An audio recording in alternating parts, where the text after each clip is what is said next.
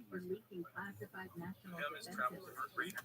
We have to share our for sharing top secret Pentagon documents online that allegedly outlined sensitive U.S. information about the war in Ukraine. It appears the FBI tracked him down through a Discord chat room where one government document was posted back in February.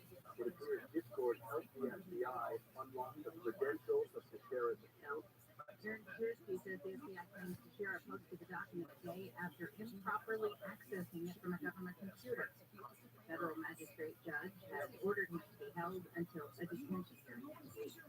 The National Rifle Association has begun the first of its three-day annual convention in Indianapolis. The gathering comes days after mass shootings in both Nashville and Louisville. And our members here are very, very enthusiastic. They were promised 14 acres, guns, and gear, and they've been delivered it. ABC's Brittany Shepard says hundreds of people lined up since 9 a.m. to see former President Trump and former Vice President Pence in the same room. Shepard says at least 3,000 NRI members are expected to attend.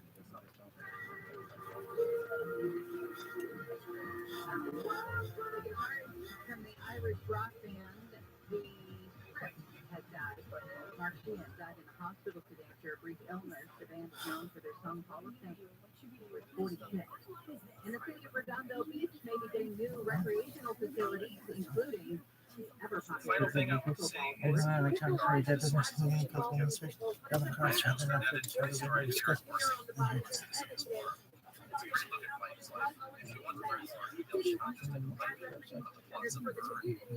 pickleball courts. American makeup really demonstrates the foundations of men like I also have to give Mike himself a note. His original journals about more creative times are great. Later editions have been heavily annotated and making them far easier to understand. Mike's journals really give us a chance to live through the day-to-day exploits. Southland weather. KFI, low clouds and fog overnight, lows in the 40s to low 50s. It's going to be mostly sunny tomorrow. Check out explorepodcast.com. With 15 to low 70s for the beaches, Metro LA, and Window Beach, upper 60s to mid 70s. I also encourage you to leave your thoughts and comments on the site, or you better head over to iTunes and rate the Morning clouds, podcast. afternoon sun for Sunday, highs in the low 70s to low 80s, and then we'll cool down about 5 to 10 degrees as we head into next week. So that's it. I hope you enjoyed this two-part series. 59 in West Virginia, 55 in Rancho Cucamonga. We got a stall in downtown LA on the 110. With a 101, it's blocking the right lane so your drive starts to jam up once you get to edge position. And another stall car, this one's in Culver City on the 405 southbound, just before Washington. Looks like it's been moved out of the left lane now. Your drive is smoothly recovering from State Monica Boulevard. And the Diamond Bar is east of that Grand Avenue. Motorcycle rest that's blocking the left lane, causing some slowing from about Brea Canyon Road. KFI and the sky helps get you there faster. Pedro Moreno. If your air purifier, like your life depends on it because, well, you're fine. The recent Ohio chemical disaster killed it. Toxic air threatens our health. ViralRabbi is the next generation in home air purification. It's specifically designed to wipe out airborne viruses, germs, and chemicals known to cause allergies, illness, and difficulty breathing. Even toxic fumes from the recent train derailment were known to have turned viral flame. A single viral flame unit removed 99% of the dangerous compounds after a toxic spill. Imagine how it can help keep your family healthy. Only viral flames comes a free air quality monitor. Visit picoftheday.com and use the promo code Conway for 10% off your EnviroFriend home purification unit. Plus, you get the free air quality monitor and fast free shipping. That's $150 savings. Visit picoftheday.com, promo code Conway. picoftheday.com, promo code Conway. When you're an innovative business, every voice is cursor, every voice. You're listening to an Airwave Media Podcast. When you make something better, create something new. Our Young Technologies advisors provide you with tools and expertise to do incredible things. Because we believe there's an innovator in all of us. Advisor Smart PCs powered by Intel Pro that's built for business. Our Young Technologies advisor at 877 Ask Shell. I don't do it to students. What to expect from expecting. I do learning the leaders. Look, GOAT, acronym, stands for greatest of all time. As in, spaghetti sandwiches for dinner. They're my favorite. Dad, you're the GOAT. You're the 15 years of experience. Steve and Parker, who would love to hear from you. Visit adoptusfoods.org, brought to you by the U.S. Department of Health and Human Services, Adopt U.S. and Ad Council. Our inventory is back at Carl Chevrolet Costa Mesa. Modified trucks and SUVs are at carlchevrolet.com. I'm Gavin Whitehead, host of The Art of Crime, a history podcast about the unlikely collisions between true crime and the arts. Season 2 is titled Assassins. Each episode profiles an artist who has been linked to an assassination. The most infamous one is creators we talk about work in a variety of artistic media throughout history, from Renaissance Italy to 20th century Mexico. Subscribe to The Art of Crime wherever you get your podcasts. Exploration by sea has always offered special daring. Man on foot can turn around if his journey goes east, but for a ship, when something goes wrong, there's often no turning back. There is an immense reward in the sea voyage, but also immense risk. But in the beginning, as ships explored the seas, they rarely ventured out of sight of land. Coast offered an anchor, a guide that men would follow. But sail out of sight of land and into the unknown. Things change. The open sea, the ocean, tested the ship itself. The waves grew larger, deadlier. Ships built to sail on rivers and along coasts could not withstand such voyages. And the open sea presented the simple challenge of finding a destination. Strike out into the unknown waters, there is no promise that you can find somewhere on land held with it's a dangerous game. It's what makes the voyages of men like Columbus and Columbus so extraordinary. They sail into great expanse of waters, trusting to fate that they will find landfall if the ocean swallows up their ships. As I said, it is a dangerous game. It is why we have to acknowledge the willingness and skill of the early persons. These Northern Vikings sailed west to the uncharted seas on a ship predating Columbus by 700 years. It was an amazing achievement. This episode explores how we are going to take a look at the greatest of the Viking explorers, the father and son duo of Harry the Red and Leif the Ernest. Before we start, let's take a moment to talk about the sources for the podcast. The North Star difficulty of the Chronicle in many ways, obviously, with 1,000+ years of obscurity and truths. But just as important was the fact that the first just write about themselves. Yes, they use for an example, but those are often clunky and reserved for such things as monuments and grave stones. Instead, the Vikings relied on a strong oral tradition, stories and legends passed down from generation to generation. Most famous of these stories are the Viking sagas, or Icelandic sagas, which recount the famous people and deeds of the Vikings in the 9th and 11th centuries. We're going to draw a lot of information from the podcast from these stories, but we have to remember that these sagas have been passed down for hundreds of years before finally being written down in the 14th centuries. So their accuracy is always questionable. They are often a piece of truth in myth. We just have to figure out where the truth is. Because of this lack of written text for the course themselves, much of the original source material about them has come actually from foreigners, visits to Scandinavia or from contact with Viking traders or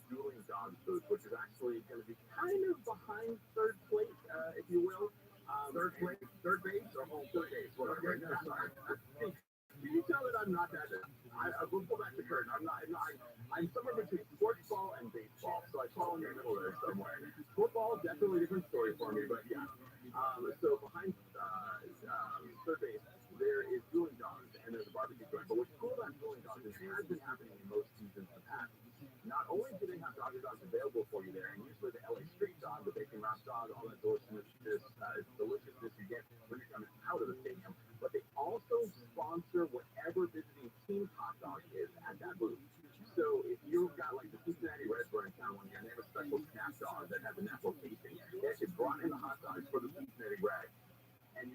there. And so it's almost like that whole experience being able to try the competitors' food, even not just were they there taking on our Dodgers, but they were also there bringing the food and having a unique experience that way. So for me, it's definitely getting in there, getting the Dodger dog or going to Dueling Dogs. There's some great barbecue. You've got Lagunitas that has and Golden Road that both have beer gardens that are available that are kind of like, I guess, behind second base in the outfield.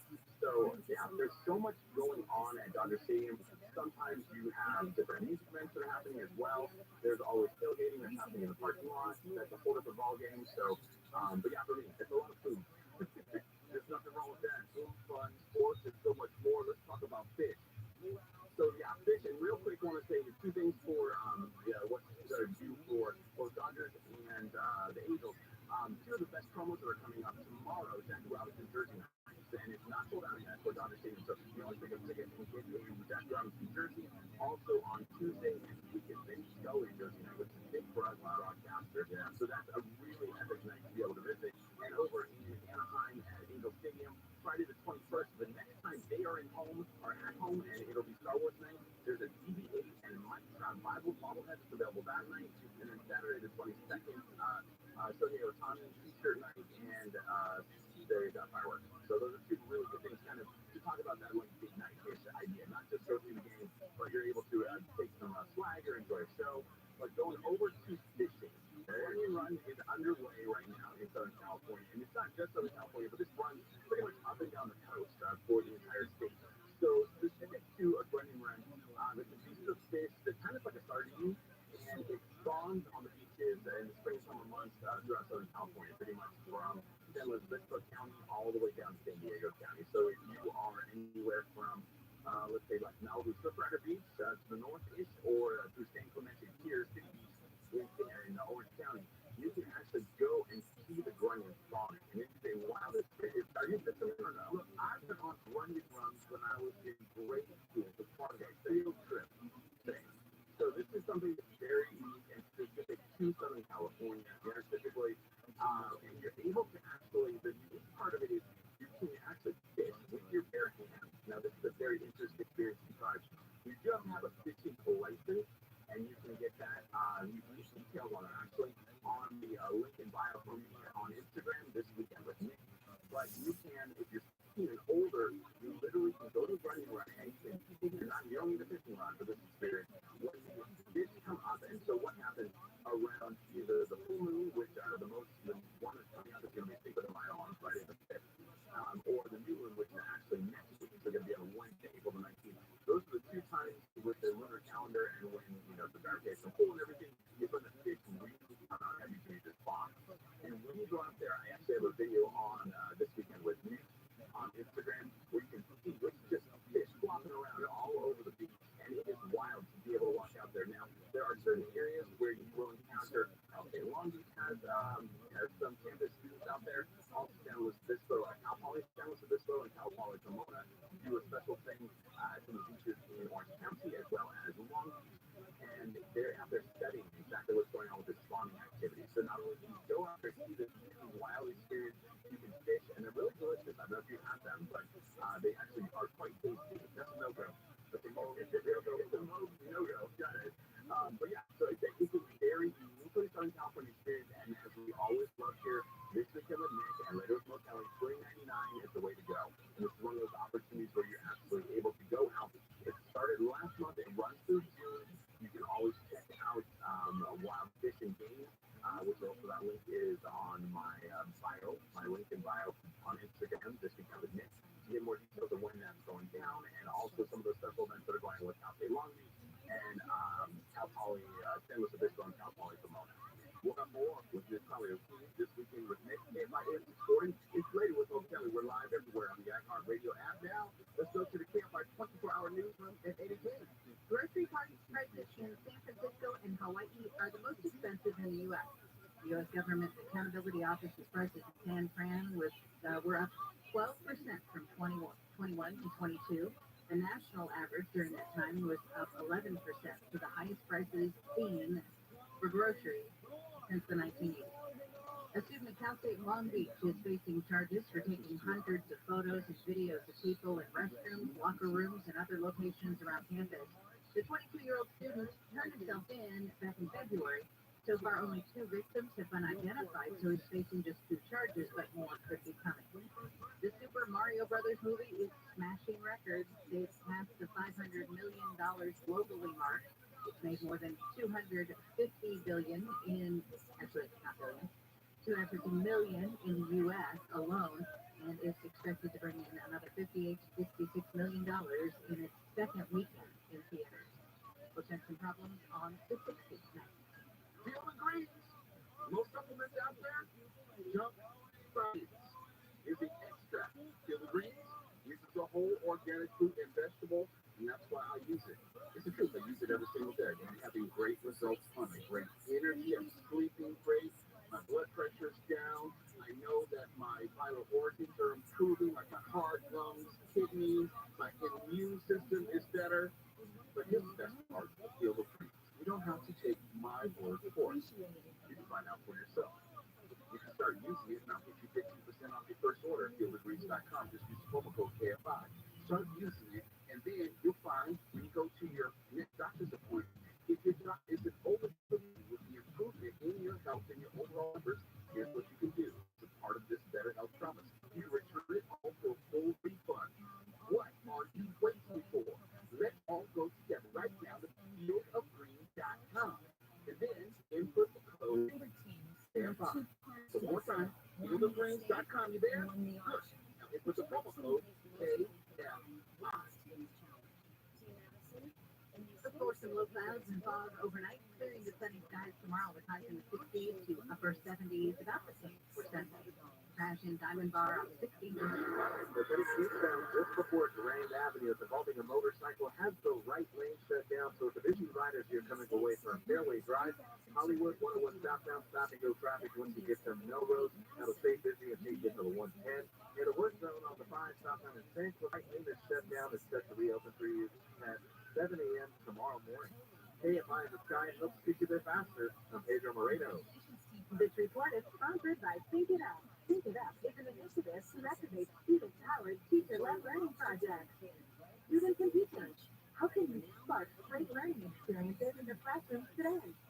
Join us at thinkitup.org. Are you feeling overwhelmed after a serious truck accident? The Real Dream Team at Jacoby Myers is here to take the weight off your shoulders. We specialize in these complex cases and will work tirelessly to get the compensation you deserve. Call us now. Let us do the heavy lifting for you. Jacoby and Myers, justice for you since 1972. Are you a business owner, CEO, or responsible for marketing? If you are, iHeartMedia can help you reach your goals and find new customers.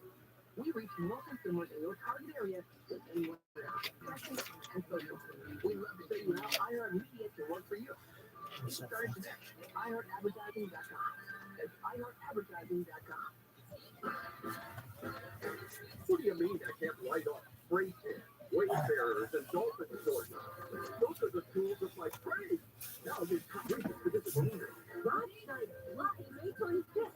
Gift tickets now. Number 2. Because Rock and Feathers has the best chicken sandwiches in town. Try them at foodporn today. And the number 1 reason. We're the best. More people agree Morongo is the best place for good times. Morongo, good time. At Ralph, we want our fresh produce to meet your expectations, which is why we're dedicated to doing up to a 27-point inspection on our fruits and veggies, checking for things like scarring. In fact, only the best produce and oranges and crisp carrots reach our shelves. Because when it comes to fresh, our higher standard is fresher produce. Ralph, fresh for everyone. Save even more on your favorites.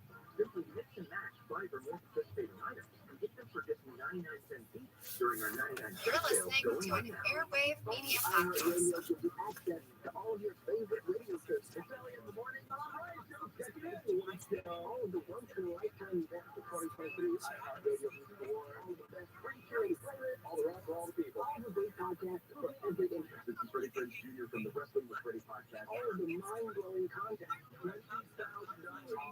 All your favorite superstars. This piece of all boys. That's all. It's a competition. Listen to the free iHeartRadio app for all your music, radio, and podcasts. Gavin Whitehead, host of The Art of Crime, a history podcast about the unlikely collisions between true crime and the arts.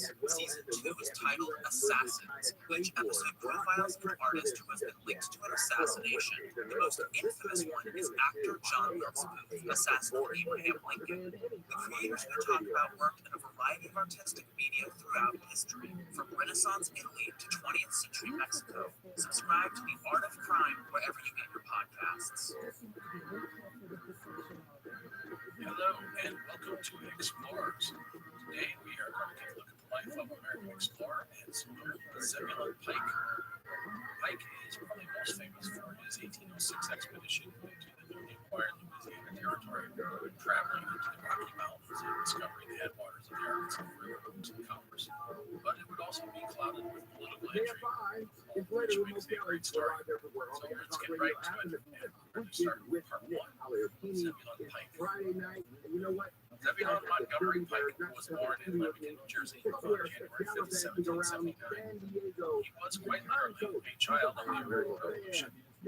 His father, also named Zebulon, had joined the American fight for independence as a private and would rise to the rank of captain in the Continental Army by the war's end. Zebulon's middle name, Montgomery, was to honor General Richard Montgomery, who died leading American forces in an attempt to capture Quebec in December of 1775. Zebulon seen George Washington. He worked hard, sacrificed, and prevailed, many other men. After the war, the growing family, which included Pike's mother Isabella, moved to western Pennsylvania, where they bought a 298-acre plot of land. Unfortunately, the years after the war were difficult for many veterans like Zebulon Pike Sr. The newly minted American government was struggling to pay what was promised to those who had served. The federal government was deeply in debt with the war, with little money coming in. Men like Zebulon Pike Sr. paid off in paper notes, redeemable in some to be determined future. The result was that cash was short and credit was non-existent. All of the colony families like the Pikes were forced to surrender the property in order to pay taxes and debts. Many war veterans sold their promissory notes for pennies on the dollar. This left many disgruntled Americans with the promise of the revolution had been lost. Like so many, the Pikes lost their property at some point during the 1780s. In 1791, the federal government was still in its infancy. 40-year-old Zebulon Pike had a wife and 4 children, and not much to show for his sacrifice to hard work. So Senior returned to the world that he had found success in, the Army. Now, a quick note about the American military at this time. Distrust of a large government ran deep in many Americans. That extended to the concept of a national armed force. Many saw a national army as the first step toward tyranny. So after independence was won, the Continental Army was dissolved in favor of state portions. As you can imagine, this led to a wide-ranging warfare. In 1790, an army of American militia suffered a series of defeats to Confederacy and Native Indians. The Ohio Valley was part of the Northwest Indian War for a professional standing army, one that could meet the growing challenges facing America, especially those in the West. The response was sort of a half measure, the creation of an army of 2,000 short-term recruits. Zebulon Pike Sr. would sign up. He would be given the rank of captain in the West, where he would advance. The backing of the British were no conflict with the expansion of the war. Unfortunately, the quality of the recruits was severely lacking. This led to one of the greatest battles and disasters in American history on November 4th, 1791, the Battle of the Wabash. It's also called St. Clair's defeat, as well as the Good. Roughly 1,000 American troops, led by General Arthur St. Clair, faced off against a equal number of Indians from a confederation of Miamis, Shawnees, and Delawares under the command of Little Turtle. It would be a devastating defeat for the Americans. More than 600 would be killed in battle, over 250 wounded. Captain Pike, who had survived the slaughter, would take command of the entire regiment due to the loss of so many officers. Recognizing the need to upgrade the nation's military, Congress created a standing national army in early 1792. As before, Zebulon Pike enlisted, he would be given the rank of captain. Zebulon Sr. would serve under General Anthony Wayne, a Revolutionary War hero Pike had served with a decade before. Wayne would go about whipping the new army into shape, and he would eventually lead the Americans to victory in the Battle of Fallen Timbers in 1794, and the Native American threat in the region, forced the British out of the territory. Now it is time to shift our tale from Zebulon Pike Sr. to his then 15-year-old son, Zebulon Montgomery. In 1794, the same year as Wayne's victory at the Battle of Fallen Timbers, 15-year-old Zebulon Jr. enlisted in the United States Army, following his father's footsteps. For Junior had many ideals of himself as son, honoring hard work, resilience, and sacrifice, and probably more than anything else, patience. For the Pikes, independence and success in the nation would be required. Young Zebulon would spend the next decade manning the various forts in the Ohio Valley, guiding fields up and down the Ohio, Wabash, and Mississippi rivers. It was a hard life. Pay was low and the living conditions were meager. These years helped make them work even proud young man, much like his father and his nation. In this time, Pike would learn about the value of a river. Rivers were the lifeblood of America. Along the rivers flowed commerce and settlers. Rivers were critical routes, essential to the military. Pike would understand that the rivers of America were the key to the growth of a young nation and person proud to serve. Zebulon Pike was not a formally educated man, but he believed in the value of education. He would read constantly and always seek to better himself as a person.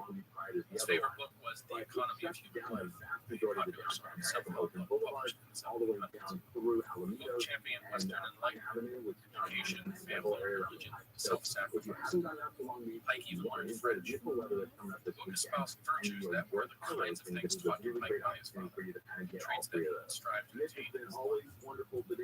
Zebulon Pike was not a big man, reportedly about 5'8". He was strong, and his endurance and energy were often noted by his colleagues. And he did not drink or carouse like so many men out on the frontier. The discipline Pike displayed allowed him to succeed. He was given a commission as a second lieutenant in the infantry in 1799, and he promoted first lieutenant later that year. Around 1800, Pike began to court Clarissa. Clara's father disapproved of the match, as he did not want his daughter living the life of an army wife, which was often dangerous as well as isolating. But married the two yet in 1801. They would have a daughter named Clarissa like her mother in late 1802 or early 1803. Pikes would have several other children, but Clarissa would survive. And that takes us to 1803. Pike was assigned to Fort Cascasia, a small outpost south of St. Louis. The Cascasia River feeds the Mississippi. It was here that word reached the frontier that the United States had not only purchased the key to New Orleans River, but the entire Louisiana territory. It was an event that would change the life of Zebulon Pike as well as the entire nation. Now is a good time to take a step away from Zebulon Pike and take a look at the bigger picture of the world. Let's head back to just after the American Revolution. The territory west of the original 13 colonies was growing rapidly as men searched for opportunity and fortune in the rugged but fertile lands beyond the Appalachian Mountains. Kentucky, Tennessee, Western Pennsylvania, and Ohio were swelling with opportunistic men and women. But American expansion was trouble to some nations. In the North, the British still viewed the upper Midwest as a valuable land that they should dominate, especially with their enterprising fur trading companies that surrounded the Great Lakes. To the south and west, it was the Spanish who watched with apprehension. The growing American population was a threat to their economic interests and their empire. No place was more critical than the city of New Orleans on the lower Mississippi River. A quick lesson about New Orleans. The city was founded in 1718 by the French, but it was ceded to the Spanish in the 1762 Treaty of Fontainebleau. The loss of Canada to the British and Louisiana to the Spanish virtually ended France's colonial empire in the New World.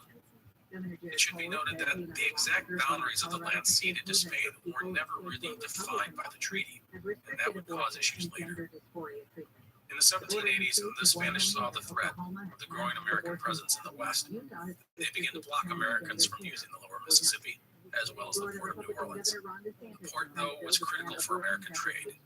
Remember, the vast majority of commerce flows downhill. The rivers west of the Appalachians, like the Ohio and Wabash and a dozen others, flowed west, coming together and eventually emptying out in the Mississippi. It is far easier to send something down the Ohio to the Mississippi River and then to the Gulf of Mexico, and then sail it to New England or wherever you need to send it, than to go up the Ohio River and haul it by land over the mountains and then to the eastern cities.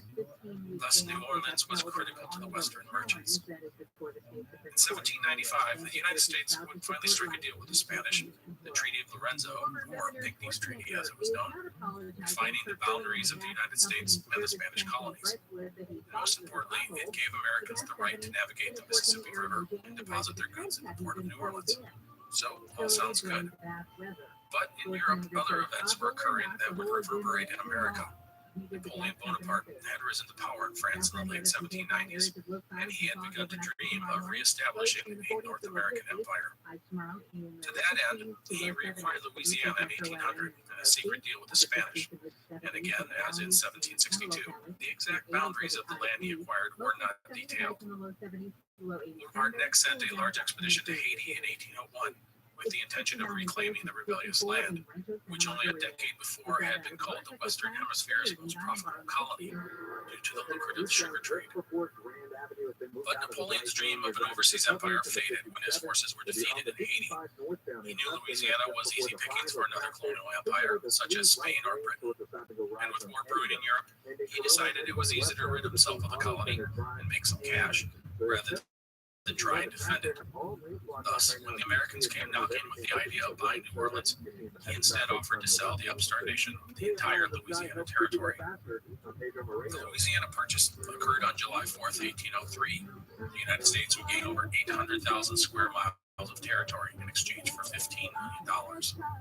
The purchase included land from 15 current U.S. states and 2 Canadian provinces, including all of present-day Arkansas, Missouri, Iowa, Oklahoma, Kansas, and Nebraska, as well as portions of Minnesota, North Dakota, South Dakota, New Mexico, Texas, Montana, Wyoming, Colorado, and Louisiana, and not to mention small portions of the Canadian provinces of Alberta and Saskatchewan.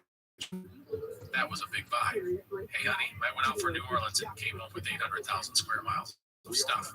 Hope you like it. It should be noted that France had said in its 1800 acquisition of Louisiana that they wouldn't give or sell the territory to anyone but Spain.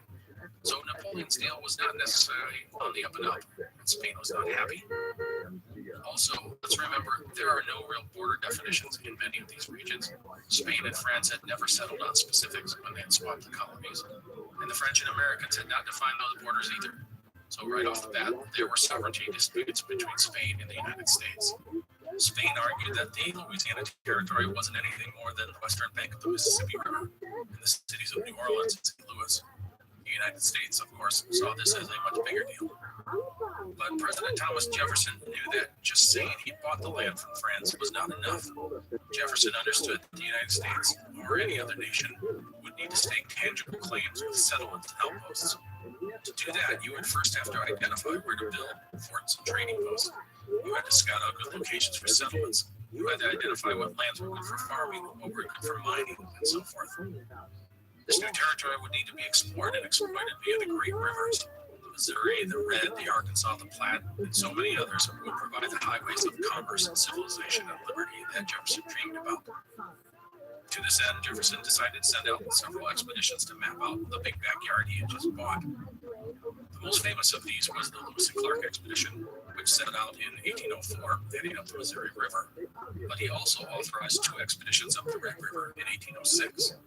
The goal was to solidify American claims to the region, scout out avenues of commerce, identify spots to build settlements and forts, and also to make treaties with the Indians and set the stage for the next wave of American expansion. And that brings us back to Zebulon Pike. Lewis and Clark had come through Fort Kaskaskia in 1803 as they were preparing for their great journey west. While they were looking for men to go on the journey, they were not taking officers, so Pike was in a different expedition into the Louisiana territory, should the opportunity arise. The ambitious young Pike said, "You bet I would." For Pike, the idea of leading an expedition into the wilderness was likely very enticing. He had spent a decade immersed in logistics and maintenance, but he was a man who wanted to do great things for his nation. Such an assignment would have been immensely appealing to the young officer. And now that we've gotten back to Pike, we have to leave him again. That's because it's time for intrigue and skullduggery. I don't think I've ever used the word skullduggery. I'm excited by that. Anyhow, intrigue and skullduggery. That means it's time to introduce a key figure in Zebulon Pike's life, United States General James Wilkinson. In 1804, Wilkinson was the governor of the Louisiana Territory, as well as the top-ranking general in the United States Army. He had been born in Maryland in 1757 and had served in the Army during the Revolutionary War, rising to the rank of general despite his young age and a general lack of accomplishment on the battlefield. It seems, above all, Wilkinson had a knack for self-promotion. He was charming and affable and intelligent. He seems to have been the kind of guy who could assess others quickly and exploit their weaknesses to his advantage. If it sounds like Wilkinson was a con man, you're not that far off. He liked the good life. He enjoyed honors and money, especially money, and he had developed an extravagant lifestyle. Wilkinson dabbled in politics a bit, then moved to Kentucky after the war. By the mid-1780s, there was a steady stream of settlers to the region. With it came a strong independent streak. These were the people who had come to make a better life. Many were traders and merchants and trappers, and they were quickly followed by settlers. But these early men and women had different aims than their counterparts on the East Coast. For them, the lifeblood of the nation became the Ohio and Mississippi rivers, not the great ports of the East Coast. Out of this grew a movement in the western states, a rebellious movement, not unlike the one that emerged 20 years before in the original colonies. With so many commercial leaders seeing the future in the West, they began to consider the idea that Spain was their logical ally, not the merchants and bankers of New England. In 1787, Wilkinson signed on with the Spanish as their secret agent. In some ways, this wasn't a big deal. Men, especially merchants who needed to deal with the Spanish in New Orleans, often signed such agreements to keep their businesses afloat. And Wilkinson was no different. He signed a document swearing his allegiance to the Spanish crown and agreed to look after the interests of Spain. But Wilkinson went further. He went on to suggest that Kentucky join the Spanish Empire as its vassal. He even suggested to the Spanish that he be granted 60,000 acres of land near present-day Vicksburg, along with a bribe, which he called a pension, of $7,000. He got the bribe, but not the land. As you can see, Wilkinson is a duplicitous dirtbag. He was an expert at playing both sides of the table. He will scheme and plot with the Spanish, all the while seeing how things turn out with the Americans. However, by the end of 1788, Wilkinson would put the Spanish on the sidelines, for now. He had lost confidence in the Spanish and decided his lot was best cast with the United States. When the new National Army was formed in 1792, Wilkinson joined up and would receive the rank of Brigadier General. He would spend the next decade as one of the top military commanders in the West, despite rumors and accusations about his involvement with the Spanish. In fact, General Anthony Wayne wanted Wilkinson tried for treason at one point, but after Wayne's death, nothing came of the charges. During this time, tensions with the Spanish and then the French after they acquired Louisiana continued to run.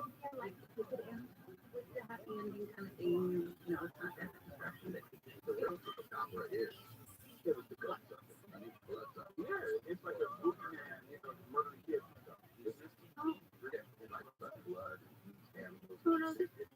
It continued to rise. And that takes us to the Louisiana Purchase of 1803. The purchase of the Louisiana Territory opened up the West for a new round of speculators, including Wilkinson. But there was another man who had other ideas, and he was the Vice President of the United States, Aaron Burr. Burr is most famously remembered for killing Alexander Hamilton in a duel, but he was a formidable political figure in the early days of the Republic, rising to the vice presidency in 1801. Burr, who hailed from New York, had delivered the state to his running mate in the 1800 election. But Jefferson didn't need him this time around, and he decided to go with James Madison as his vice president. In 1804, Burr got into an escalating war of words with Hamilton, the nation's first Secretary of Treasury and the former commander of the Army.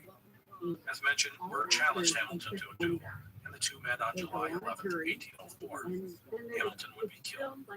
While Burr would have his satisfaction, his political career was over. But Burr was not done as a national figure. Like so many disgruntled Easterners, he went west.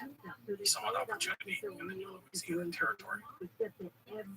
The exact details of what Burr wanted to do isn't exactly known, but in general, he appears to have concocted one of the following plans as the ruler of an independent state.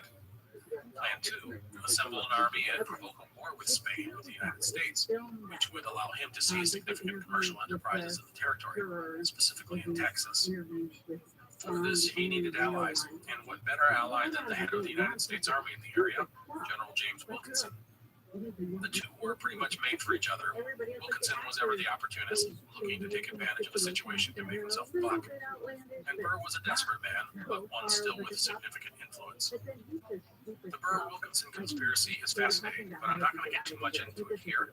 Just know that it is out there, and we will come back to it. And this allows us to finally get back to Zebulon Pike. The year is 1805. Pike is 26 years old, and he has spent more than a decade manning the forts and applying the waters of the Ohio Valley. Wilkinson had known the Pike family for many years, the elder Pike serving under Wilkinson in the 1790s. Always a man looking for an angle, Wilkinson took an interest in Pike Jr., seeing an earnest and intelligent young man who may be of use to him in the future. Pike seems to have generally appreciated the general's interest and advice. He referred to him as a father figure and mentor. Everyone deserves to be connected. That's why Cox offers a range of high-speed internet plans that fit any budget.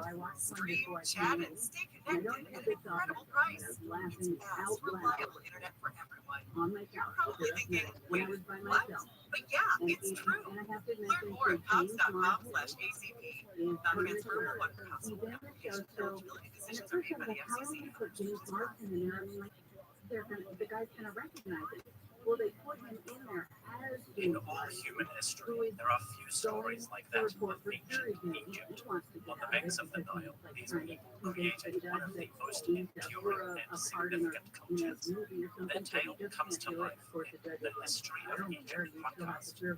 Every week, we explore the tales of this amazing culture, from the legendary days of creation with the gods, all the way to Cleopatra, and everything in between.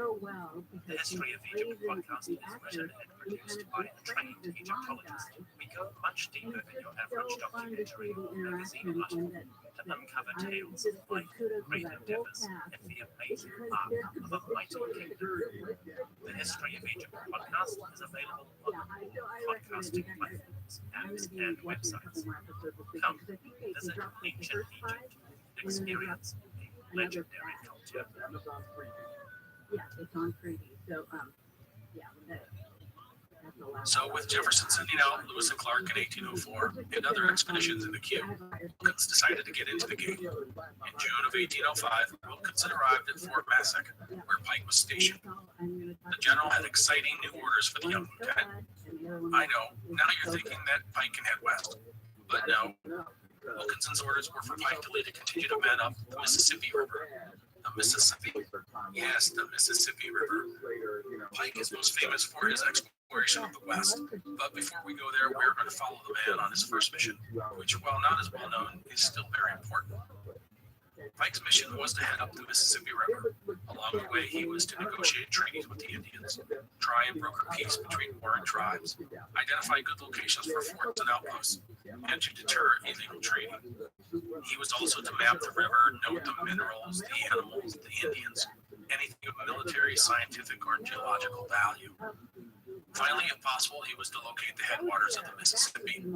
All of this he was to do before winter. For Wilkinson, he could use this information in a number of ways, notably to influence the myriad of enterprises that were sprouting up in the region, especially in the fur trade industry. Pike would set out on his journey on August 9th, 1805. And right away, we see a huge river. Anyone who's been in the upper Midwest knows this. You've got maybe 3 months before snow and freezing sets in. Pike should have left in May or even June, but he was a good soldier and he set out as ordered. The expedition consisted of Pike and 20 men, a sergeant, 2 corporals, and 17 privates. Pike would later dub them the damn set of rascals. They had a 70-foot-long keelboat, along with provisions for 4 months. The keelboat was a flat-bottomed cargo vessel common to the rivers of the West. They were often powered by poles and oars, although they usually had a sail as well. For Pike and his men, going up the river was slow. They were going against the current, and they did not have anyone with knowledge of the river. On more than one occasion, their boat would get snarled by brush and logs in the river, or get stuck on a sandbar.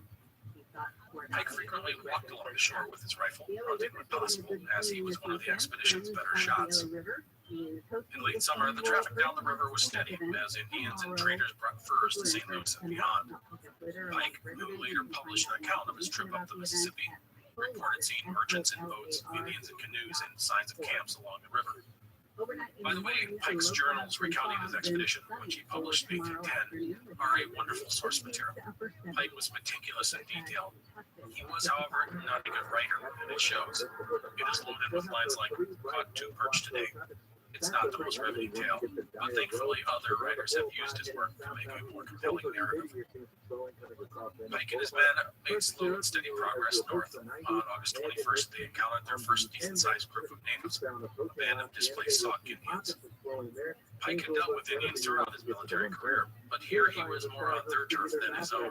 In typical fashion, he offered the natives a greeting of their new father, Thomas Jefferson, and offered gifts like tobacco, salt, and whiskey. On the whole, the native peoples he encountered along his journey were helpful and open to Pike, although it's not likely they understood much of what he said. The idea of the United States owning the land, not something meant at the settlement of the same name. Dubuque operated a lead mine in the area. This was a typical task of Pike. It was his job to assess the people, resources, and operations in the region. Dubuque was a Frenchman who had built his operation during the years of Spanish control. It would be Pike's job to assess the loyalty and intentions of men like Dubuque. On September 4th, the expedition reached the town of Prairie du Chien, a community of about 400 people located where the Wisconsin River joins the Mississippi. It was the northernmost settlement of whites on the river. The location was strategic because of the Wisconsin River. The Wisconsin itself was important as it ran all the way into the north of what is now the state. But if you go up the river about 120 miles from Prairie du Chien, the Fox River is only a short 2-mile portage away. The Fox River led to Lake Michigan. It is the shortest convenient portage between the Great Lakes and the Mississippi River basins. Thus, goods from the Great Lakes could come to Green Bay and travel down the Fox and be portaged over to the Wisconsin and onto the Mississippi. In fact, that is exactly how the earliest explorers of the region, Louis Joliet and Jacques Marquette, reached the Mississippi River. In Prairie du Chien, Pike got a taste of what the upper Mississippi was like. Here he found people who saw Fox Winnebago. It was the hub of the region. The people had survived and thrived by adapting to the environment as well as to each new overlord. First the French had come, then the British, and now the Americans were making their play. People were wary of change, but they adapted in the past, and they would adapt in the future. But there was one big difference here. The Americans were coming to bring civilization. They would bring order in the way that Americans believed in order, property and licenses and laws. The French and then the British had adapted to the natives and the environment, and vice versa, and made a workable symbiotic relationship. Pike's arrival was a sign that things were going to change, even if many did not realize it. In Pike's writings, he recognized that a series of forts and outposts up the river would be beneficial to advancing the United States cause on the Mississippi. At this time, things were just too wide open. There were too many different groups and agendas, and few laws and little structure. This lack of administration was hampering the advancement of American interests. With that in mind, Pike came to the conclusion that Prairie du Chien would be an ideal spot for a permanent American presence, and he spent several days in the town identifying the potential locations to construct such a fort. Pike's men would spend several days recuperating in the town. He reported that his men bested the locals in a jumping and hopping contest, which that he actually noted this in his journal. I find kind of adorable. Anyhow, at this time, Pike also enlisted the aid of a trapper, James Fraser, to help guide him up the river. Although born in Vermont, Fraser had moved to Canada many years before.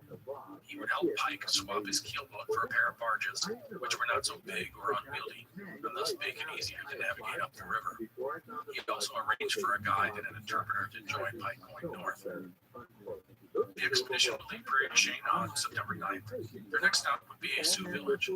The local chief, a man named Wabasha, had met Pike in Prairie du Chien and invited him to his village. Pike brought gifts to the Sioux: knives, tobacco, rum, salt, along with the customary messages from Jefferson. He also spoke of making peace between the Sioux and the Chippewas, a fierce and bloody rivalry that had been going on since before the arrival of the Europeans. The federal government wanted peace because that is what brought settlers and merchants and commerce. Pike would smoke a peace pipe with the Sioux, and Wabasha would give him a pipe with his own symbol on it, so that Pike could share it with the other tribes so that they might follow his example. On September 21st, the expedition landed at a Sioux village on what is now called Pike's Island, essentially in the middle of what is the modern-day Twin Cities. Here, the Minnesota River flows into the Mississippi, making it a key location, and Pike recognized that it would be an excellent spot for a fort. There they met with the Mnuwakanton tribe. and I probably just butchered that, so forgive me. A band of the Santi Sioux. The Amduampantons were one of 4 Santi Sioux bands. One thing about Pike is that he probably never really understood the nuances of Native American culture. Every tribe had different ways and societal structure. To Pike, that he was negotiating with one of 4 Sioux bands probably meant he was negotiating with them all, which was completely wrong. For his negotiations with the Sioux, Pike brought Fraser and several local traders he had run into. As before, Pike brought greetings to the natives, telling them of their new father and of the fact that they now lived in the United States. He promised better times. The Americans would bring more traders, which meant more trading partners. He would bring goods and a better life. He also spoke of peace between the Sioux and the Chippewas, and he asked about purchasing land to build a fort. In the end, Pike would get the land for his fort, 100,000 acres, but the terms were vague enough that it never really amounted much to the Sioux. He thought he got the Sioux to cease their war with the Chippewas, but as with so many of his agreements he forged, that element would be forgotten the moment he was out of sight. Pike reported that he gave out over $200 worth of gifts to the natives, a large expenditure for the time. With his work done, Pike continued upriver. The expedition got new boats, which were smaller and lighter. They would be needed because Pike and his men next had to tackle St. Anthony Falls, the only major waterfall on the upper Mississippi River. Pike also lost his guide as Fraser and the others left him. There was no reason to go further north with these men, and from this point on, Pike would be on his own. St. Anthony Falls and the rapids were strong and dangerous. Pike and his men would take days to haul their boats upriver. From Pike's journals, you can see the signs that his men were beginning to suffer from exhaustion. Also, temperatures were dropping. The cold was coming. The other issue that will dog the party is food. Pike and his men had been fed as they had come up north, but here there were no more friendly villages or outposts. They had to rely on Pike and his hunters to gather game, and some days were better than others. Progress north was slow. In his journals, Pike notes the distance he made each day, and on October 15th they managed just 5 miles. The rapids were constant and exhausting. The men were weakening. On October 16th, Pike and his men woke to find 2 inches of snow on top of them. The expedition reached a place called Little Falls, about 115 miles upriver from what is now the Twin Cities. On the same day that the snow had fallen, the expedition sergeant, Henry Kennerman, burst a blood vessel from overexerting himself. Pike reported that the man vomited up 2 quarts of blood. With the snows here and his men exhausted, Pike decided this was a place to make winter quarters. The boats he had were too big for the river, and they couldn't keep going north with them. It should be noted that by setting up winter quarters, Pike was going past his mandate. His orders were to find the headwaters of the Mississippi, if possible, but to be back in St. Louis before winter. If he had been smart, he would have headed home. But as we will continue to see with Pike, he isn't always smart. He is dogged and brave and determined, but he's not always smart. The men would build a small stockade on the falls. Also, Pike and his men would begin to make canoes, but with no one to assist them, they did a poor job. The first batch was too small, and they sank in the rough weather. Hunting also became an issue, as the weather got worse and the game around the stockade was killed or fled. On October 31st, Pike wrote that he found himself, quote, powerfully attacked by the fantastics of the brain, end quote. A rather awesome way to say that the lack of food and sleep and progress, combined with profound isolation, was probably giving him a massive anxiety attack. Pike, the man who never drank, wrote in his journal that he came to understand why men drank when isolated as such. All in all, Pike and his men would spend 7 weeks in Little Falls. While he and his best hunters brought in game, he developed a new strategy. The waters were thickening and would eventually freeze over. He decided the best way to move forward was by sled. Thus, on December 10th, Pike set off to the north by sled instead of canoe. He left half his men under Sergeant Ketterman at the stockade they had constructed. The rest pushed north with Pike. In many ways, travel grew easier as it grew cold, as the ice and the packed snow allowed the sled to move easily across the surface. Of course, that doesn't mean Pike and his men were very elegant about anything. They had numerous accidents, including breaking through the ice several times and even a tent catching on fire. But despite all the issues, Pike and his men kept moving forward. On January 2nd, 1806, the Americans ran into a group of men from a British fur trading company. The Englishman leading the group was James Grant of the Northwest Company. He invited Pike and another of his men to his lodge, which was 6 miles away. After eating and warming themselves, Grant told Pike that he and his men could come to a trading post on Lake DeSable just off the river. The Americans arrived at the stockade on Lake DeSable on January 8th, and it was a good thing as the temperatures were getting well below freezing at night. Pike reported that the snow was 3 feet deep, and his January 6th journal entry says, quote, "Spent miserable night," end quote. That kind of sums up outdoors in upper Minnesota in January. Pike found Grant's trading post to be well stocked, and those living there in good health. He and his men recuperated before leaving on January 20th, aiming for Leech Lake, where there was a larger Northwest Company trading post. Pike and his men would reach the post on Leech Lake on February 1st. In addition to reaching the post, Pike had come to the conclusion that Leech Lake, "I will not attempt to describe my feelings of the accomplishment of my voyage, for this is the main source of the Mississippi," and Tosca, about 25 miles away. But let's not be too hard on Pike. It would take until 1832 for someone, and named Henry Schoolcraft, to correctly figure out what the river source was. And even then, that would be disputed for decades.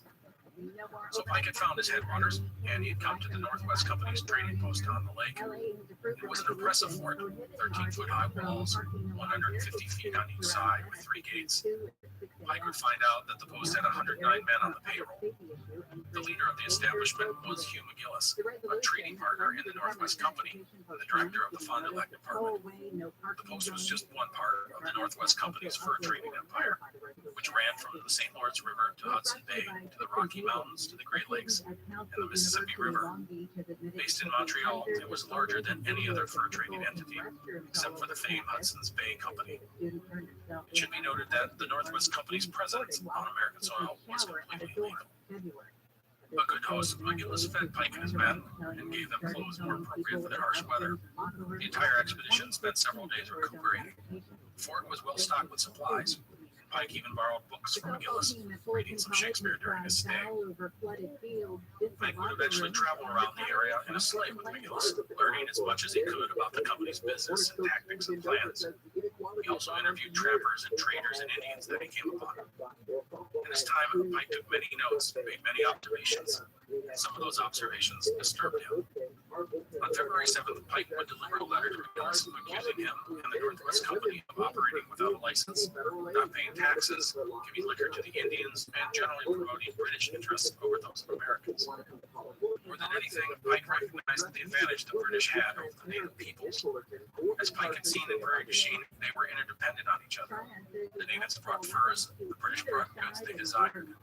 But for the most part, the British had let the Indians go about their lives as before. If war came between the U.S. and Britain, Indians would have no reason to help the Americans. You might think this is kind of an odd thing to do, accuse the man of tax evasion and so forth. I mean, McGillis and his comrades had basically saved the American party from freezing to death. Here they were eating their food and drinking their whiskey and reading their books, and Pike drops the hammer down.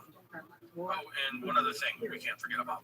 Pike ordered the British flag being flown over the outpost shot down. He then replaced it with an American flag. Kind of an odd thing to do to your host, but this is Pike. In the most remote place and in the most difficult circumstance, he draws on his fervent nationalism. Fortunately, McGillis seems to have taken Pike's words and actions in stride. McGillis and the others like him had survived by adapting to their environment. He was not interested in creating an international incident. He needed to persevere, whether with the British or the Americans. So he basically smiled and nodded and agreed with Pike. McGillis would later write a letter to Pike, basically using with flattery, saying that the company appreciated Pike pointing out their problems. He said the company wouldn't involve itself with diplomacy with the Indians anymore. They wouldn't sell them liquor. And of course, they wouldn't fly the British flag anymore. You get the idea of what was going on here. For McGillis, he could afford to be magnanimous. Pike would be going in short order, and things would simply go back to the way they had been. So for roughly 2 weeks, Pike and his men were guests at the Lake Ridge post. McGillis kept up the charade as needed, and Pike was satisfied with the man's responses. McGillis would send Pike home well supplied and with guides. No doubt he was happy to have the Americans out of his hair. Pike would reach the stockade at Little Falls in early March. To his dismay, he found that Sergeant Ketterman had broken open the booze, drinking it as well as selling it to the men. He had even taken some of Pike's private items and sold them or traded them to passing Indians. Pike would conduct a court-martial and have Kennerman broken to the rank of private. The small troop would spend the next few weeks restocking supplies. They hunted and traded with the many visitors that ventured past their stockade. Finally, they would head back to St. Louis in early April. The voyage down the river was far, far smoother than the one going up, and they would make good speed down the Mississippi, which was high due to the spring rains and the melting snows. On April 30th, 1806, Pike and his expedition arrived in St. Louis. I have to say that I want to give a cheer when Pike gets home. His journey up the Mississippi had not been easy, but in his defense, he had no experience venturing into the unknown. He had no experts with him, no botanist or doctor or even a friendly guide. He had no state-of-the-art scientific equipment, and to top it off, he had been sent upriver way too late in the year.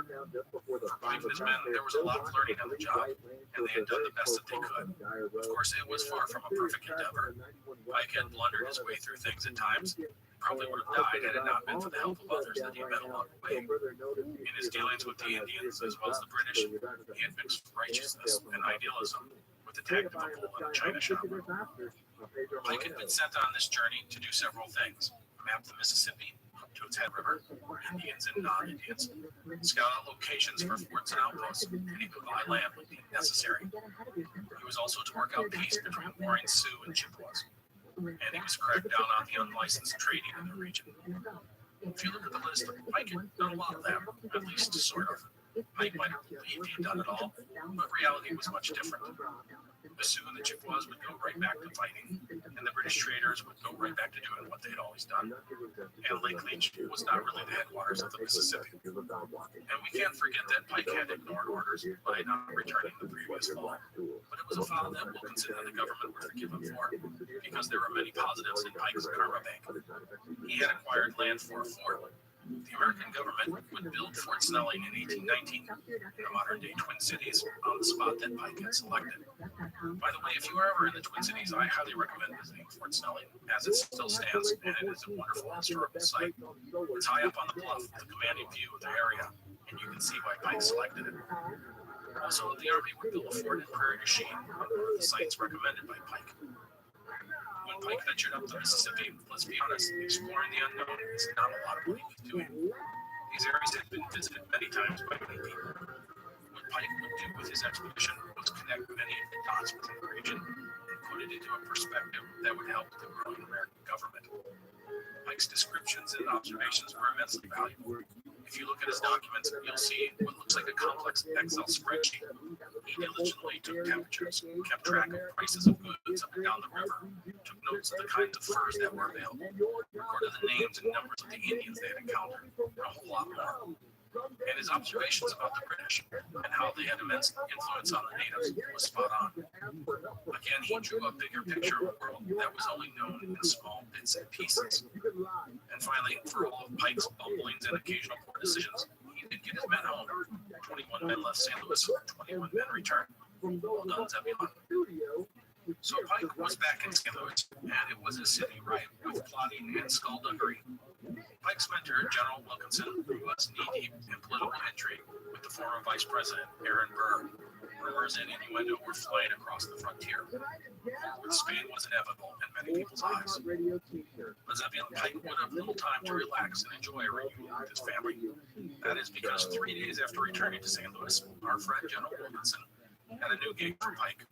It was an expedition west to the central and southern Great Plains, the Continental Divide.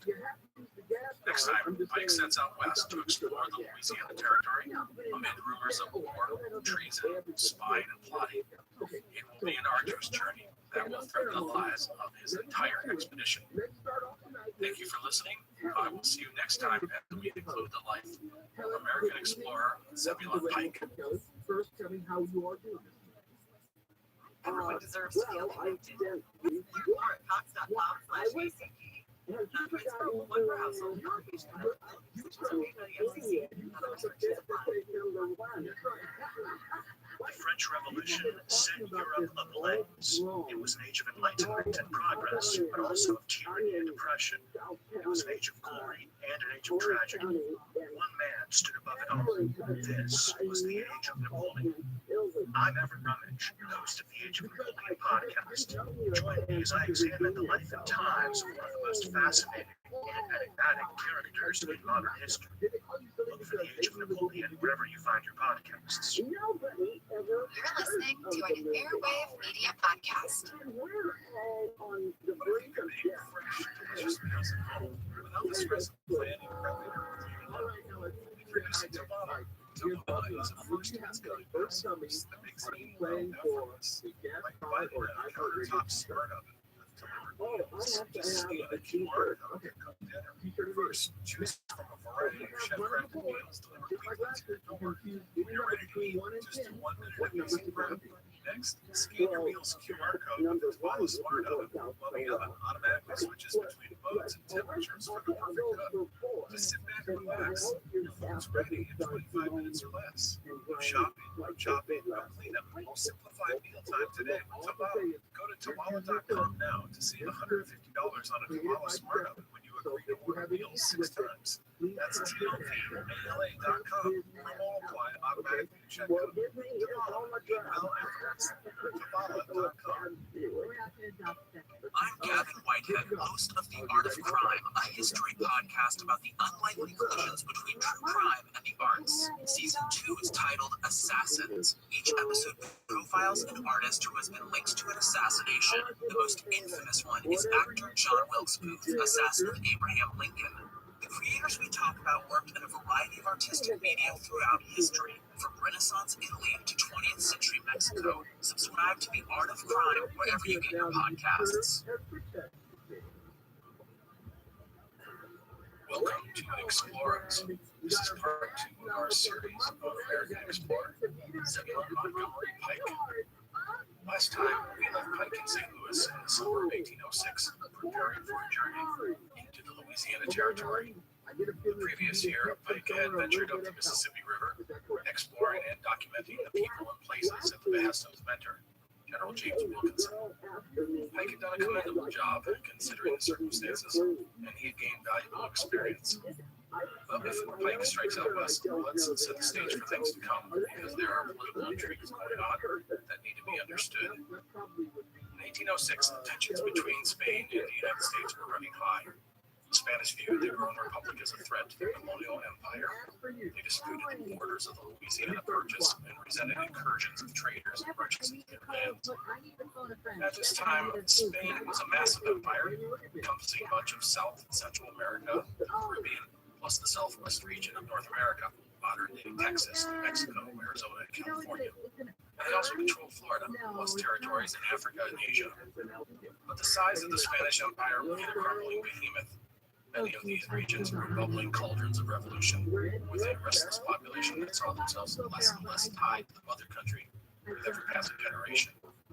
In fact, much of the empire would break away in a series of revolts within the next 20 years. But the Spanish crown, like so many large bureaucracies, was blind to the wave that would eventually sweep over them. And in the 1800s, the reaction to an external threat like the United States was to meet it with force. Spain moved troops into the disputed regions and increased their courtship of native Indian tribes in the southwest and the plains, and they took a hard stance against merchants who tried to slip into their territory. Speaking of merchants, this is a good time to talk about the trade situation in the southwest. In the early 1800s, the key trading post in the region was Santa Fe. Santa Fe was the provincial capital of the territory. Initially, goods came to the town from the south, but as the Mississippi River opened up new opportunities, a steady flow of goods, particularly furs, began to arrive in Santa Fe overland from St. Louis. The Spanish strictly controlled this trade, but American merchants eyed the Santa Fe market as ripe for exploitation. So that's the trade situation, and with that out of the way, now it is time to bring back into our story Mr. Aaron Burr, the former Vice President of the United States. If you recall, Burr had been run out of politics after killing Alexander Hamilton in a duel in 1804. He had come west with an ambitious scheme. What Burr wanted to do was essentially raise an army in the west and invade what is now Texas and New Mexico, and possibly even take control of the key American port of New Orleans. Burr would draw his army from a mix of ambitious and disgruntled Westerners. He felt that the population would support his endeavor, and he envisioned setting up his own nation, perhaps even sweeping up all of Mexico as well. Burr even sent envoys to the British and French to try and obtain support for his plan. If Burr's ambitious plot couldn't gain the necessary support, he could always look to trigger a war between Spain and the United States and use what resources he had to seize key assets in Texas and New Mexico.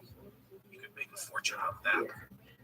Whatever Burr's exact plans, he found a potential ally in the head of the United States Army, General James Wilkinson.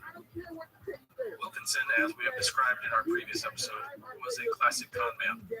He played every side of the table, as well as underneath it, just off the side of it, and any other spot he could find.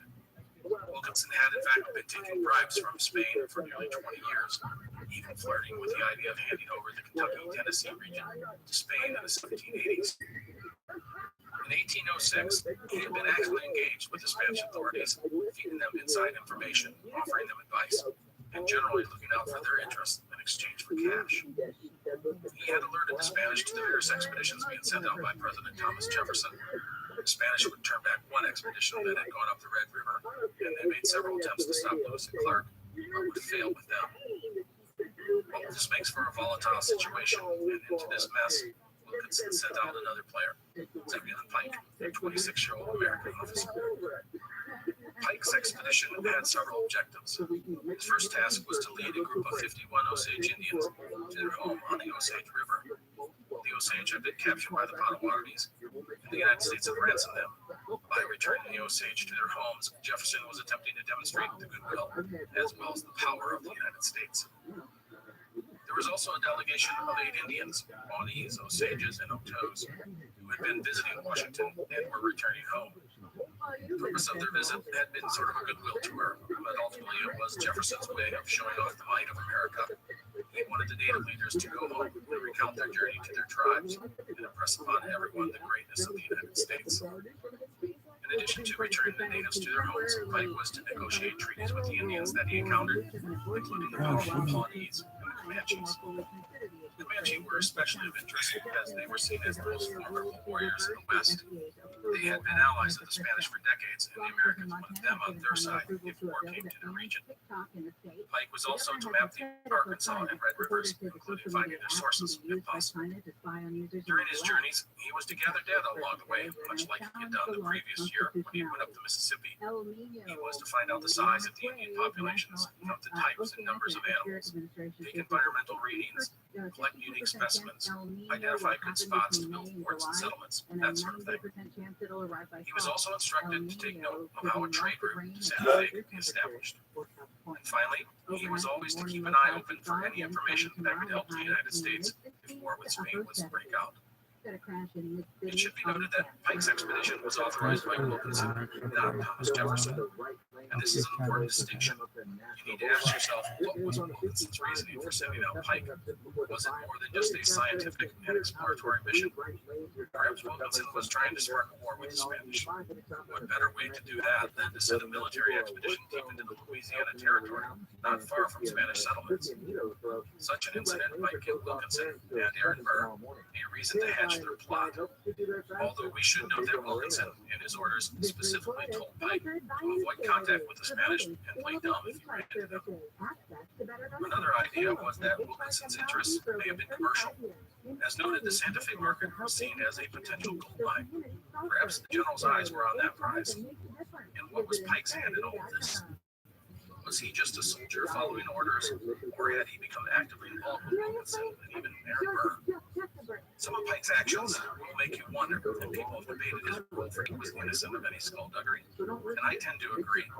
I don't think Pike was involved in any sort of nefarious schemes. He wasn't trying to ignite a war with the Spanish, and he wasn't plotting with Wilkinson or Aaron Burr in any way. He was a soldier doing his job, that's simple. I do not doubt that he was told to keep an open mind about things. His mission was one of science and exploration, but if you see anything or come up with any ideas on how it would help the U.S. in a war with Spain, take a mental note and let us know later. Wink, wink, nudge, nudge, you get the picture. In the end, this was Wilkinson's expedition, so there are probably many layers of advantage to the entire thing for him. Perhaps Pike could scout out a good trade route to Santa Fe. Maybe he could cause an international incident that would trigger a war. Or maybe he just brings back a lot of good information. All those things benefit Wilkinson in some fashion. And to me, that is classic Wilkinson. He deployed an asset, Pike, and let things play out. No matter what happened, there was value for the general. I do have to note that what Wilkinson had Pike doing was very much in line with the aims of President Thomas Jefferson. It was not unlike the expeditions Jefferson had set out previously, including Lewis and Clark's. So, with all of that out of the way, we can get on with Pike. He would depart from Fort Bellefontaine in St. Louis on July 15, 1806. Pike would have 22 soldiers with him, including 17 of his damned rascals. Second in command of the expedition was Lieutenant James Biddle Wilkinson, General Wilkinson's son. The party also had an interpreter, a man named Vasquez, as well as a civilian doctor, John H. Robinson. The inclusion of a doctor seemed like a good idea, but it is important to know that Robinson was possibly a spy for Wilkinson.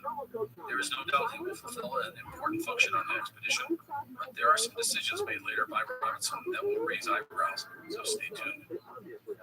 As Pike sets out his journey, I would recommend taking a look at a map of the rivers of the American West. I put some on the website at explorepodcast.com.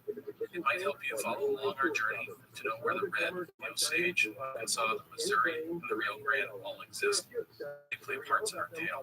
The expedition started out by heading up the Missouri River. Had two shallow, flat bottom boats best suited the journey. One for the whites and another for the Indians. And with his trip to the Mississippi, Pike and his better hunters would walk along the banks and hunt while they went. The first goal of the expedition was to reach the Osage villages and deliver the 51 ransomed Indians to their homes. The trip was slow going. The rivers, especially the Osage, were loaded with twists and turns. The expedition would often have days where they would travel 20 or 30 miles on the river. But by the crow flies, they would only cover 5 miles because of all the twists in the river. The expedition would suffer its first loss just 4 days out of St. Louis when Private Kennerman, formerly Sergeant Kennerman, the same man who had been court-martialed the previous winter by Pike, deserted. He would never be heard from again. As they neared the Osage villages, the Indians set out on foot as the pace grew exceedingly slow due to the river being choked with debris. Then on August 18th, Pike abandoned the boats altogether when the Osage became impassable. He and his men set out on foot as the village was at this point only about 6 miles away. There were actually 3 Osage villages in which lived about 3,000 to 4,000 Indians. The Osage were thrilled to have their people return, and Pike touted the power and benevolence of the Americans, pointing out that the Spanish and French had not come to their aid. Pike reported that the Osage gave him a flattering reception to show their gratitude. So, the first part of Pike's mission had been a great success. His next task was to head northwest toward Pawnee Lands, a village on the Republican River. Pike's goal was to open up negotiations with the Pawnee and bring them into the American fold. Plus, he was to help facilitate a peace between the Osage and the Pawnee. To that end, Pike brought a delegation of Osage Indians with him. He would purchase horses from the Osage at outrageous prices, he reported, and head northwest across the plains. It would be a long and tiring journey. The late summer heat was oppressive, and the ground they traveled over was rough and uneven. Plains were dusty and water was in short supply. The native guides that had come along with them deserted, taking with them some of the horses. The weary expedition reached the Pawnee village on September 25th, near the border of present-day Kansas and Nebraska. The Pawnee chief was a man named Shard Harish. Sorry if I butchered that name there. Anyhow, he would welcome Pike as well as the Osage delegation, and everyone would smoke a peace pipe and make food together. It was at this time that Pike learned that just a few weeks earlier, a force of more than 600 Spanish soldiers heading south had come to the village looking for American explorers. The news was likely a stunner for Pike because he came to the conclusion that the Spanish were out looking for him. It was not Pike the Spanish were after. They had been searching for Lewis and Clark, who were on the return journey from the Pacific Northwest. In fact, signs of the Spanish were everywhere. A Spanish flag flew over the Pawnee village, and the Spanish had handed out medals to the Pawnees, a source of pride to many of the Indians. The goal of the large force that the Spanish had dispatched was likely not to just head off Lewis and Clark, but to impress upon the Plains Indians the power of the Spanish. And the Spanish brought dire warnings to the Pawnee, letting them know that the Americans were coming, and unlike the Spanish, they would take their lands and make them alter their way of life. Pike countered by offering gifts to the Pawnee, as well as medals and an American flag. Ah, the flag. If you had listened to part one of Pike, you'll know that the flag is a touchy thing for the man. The flag is more than a symbol. It is an acknowledgement of sovereignty and respect. To see the Spanish flag flying over the Pawnee village, which was technically American soil in Pike's eyes, went against everything Pike believed. Thus, Pike asked Shari Tarish to take down the flag. The Pawnees had a long history with the Spanish, and in reality, Shari Tarish probably recognized that he was between a rock and a hard place. His people were between two great empires. The man was likely weighing the long-term well-being of his nation when Pike made the request, and he tried to straddle the middle ground by saying that he had two esteemed fathers and that he respected them both. But Pike wouldn't have none of that. He saw the hesitation of the Pawnees, and he told them that they could no longer serve two fathers. In Jared Orsi's book, Citizen Explorer, Orsi credits Pike with his choice of words in dealing with the Pawnee. Pike, who we frequently criticize for not understanding the nuances of a situation, seems to have struck the right chord. His use of the terms and themes of fatherhood and brotherhood were effective, terms understood and respected by the Pawnee. Pike was also blunt with the Indians. He told them that within a year, the Americans would stop the Spanish from coming to their lands, and they would not tolerate a Spanish flag flying over American territory. And he said that if anything happened to him and his men, it would cause more young American warriors to return to exact retribution. In the end, Shari Tarish took down the Spanish flag and handed it to Pike. The capitulation by the Pawnees with regard to the Spanish flag, Pike later admitted he probably pushed the Pawnees too hard over the matter. Recognizing this, he returned the flag to Shari never to fly it in the presence of American troops. But Pike's victory was symbolic in many ways. The Spanish still held great sway over the entire village. You could not just sweep away the long relationship in one night. Many of the Pawnee were undoubtedly angry with their chief, perhaps as a way to flex his muscles. Shari Tarish informed Pike that his men could go no further into Pawnee territory, something he had told the Spanish as well. But Pike informed the Pawnees that he would go where he wanted. It was American territory, not Pawnee. Tensions would remain high between the Americans and the Pawnees in the coming days. Shari Tarish refused to sell the Americans much-needed horses, and Pike was forced to purchase them at hugely inflated rates. On October 7th, 1806, Pike and his troops set out to the south, aiming to reconnect with the Arkansas River. Pike's version of what happened next is quite subdued, saying that he had a summit with the Pawnee, but not much else.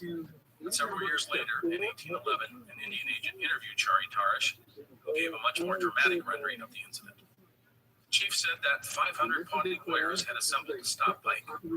Shari Tarish said that he tried to dissuade the young officer from going further, but Pike said that only death would stop him.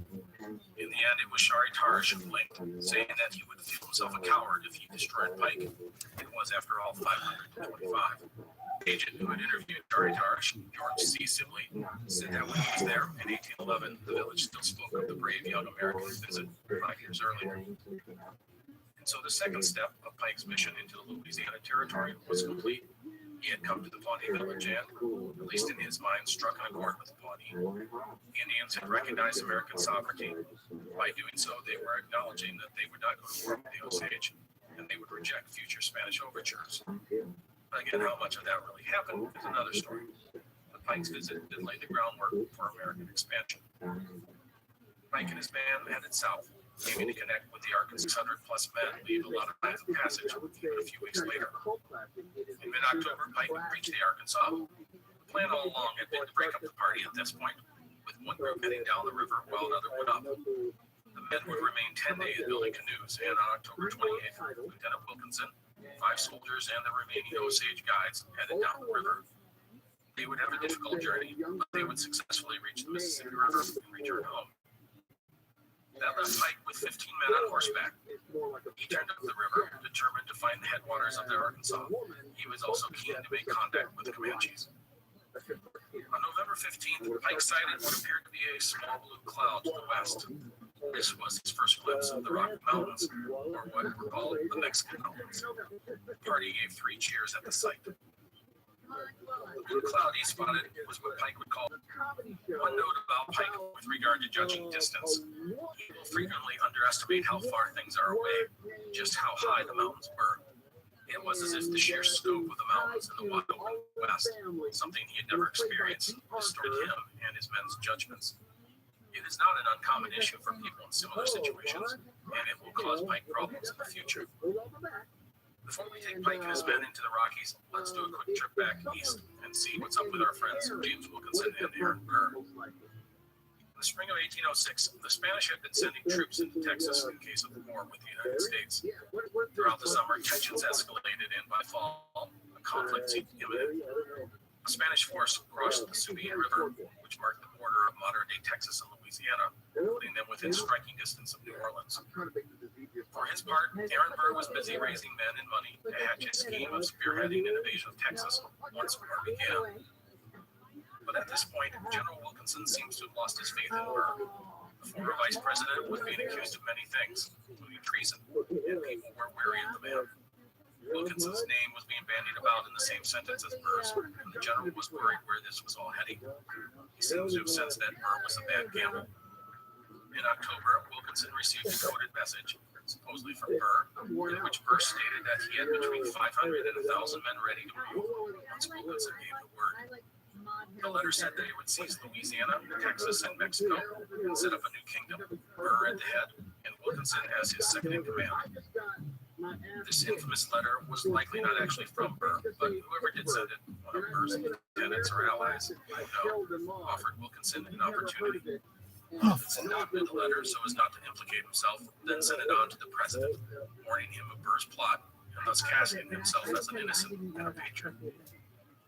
Having pushed Burr to arm's length, Wilkinson had no desire for war anymore. By early November, he would strike a deal with the Spanish.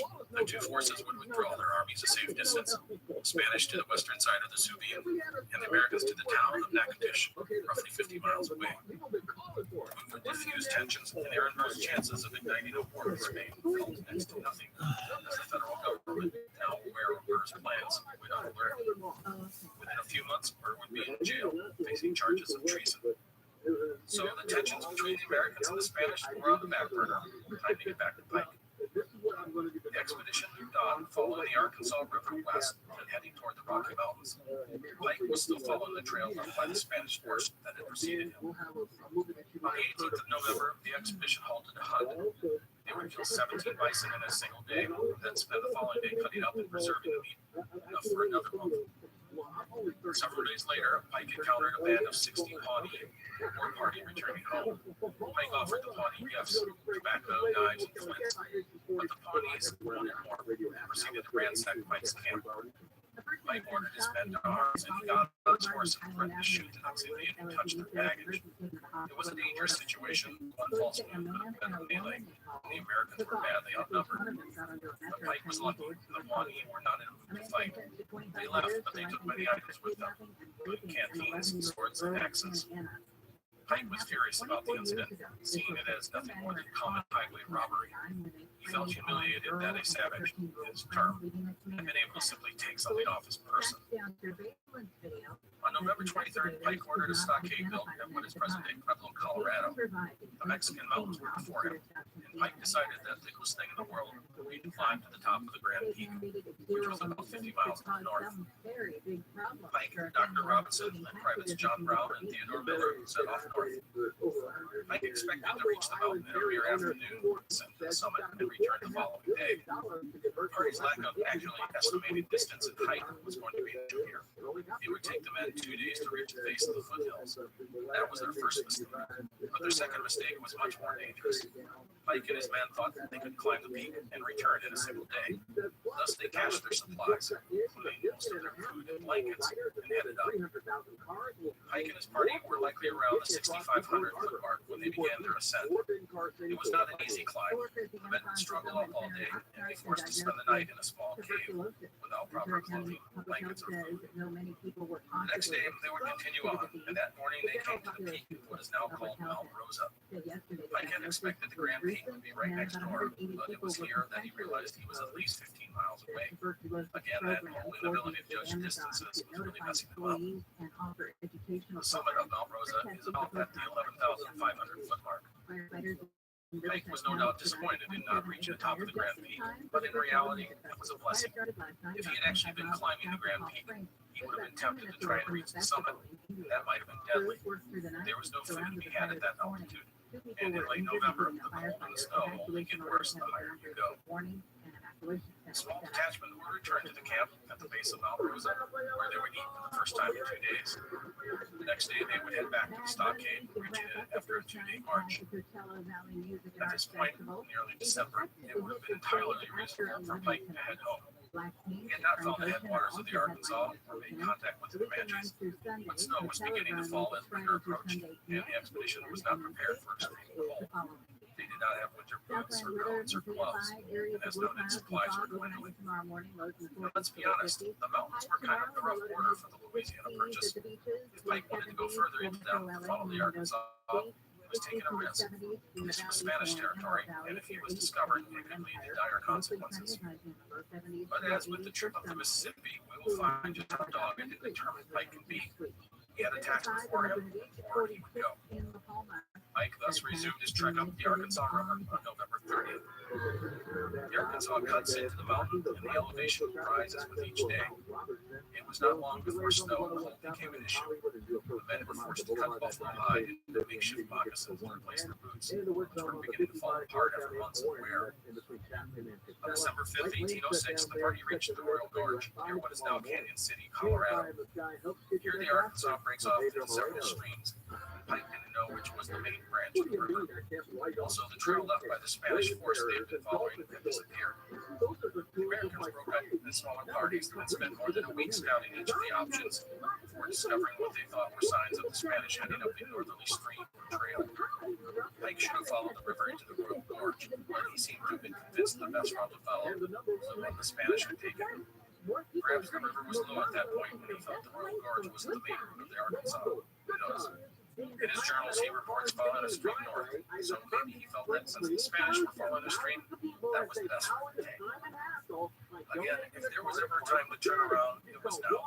That the Spanish would head north was questionable, and that Pike would want to follow the trail, which went higher up into the mountains, was even more risky. The tributary Pike elected to follow, of course, was not the Arkansas, but likely an Indian trail along one of the many creeks that flowed throughout the region.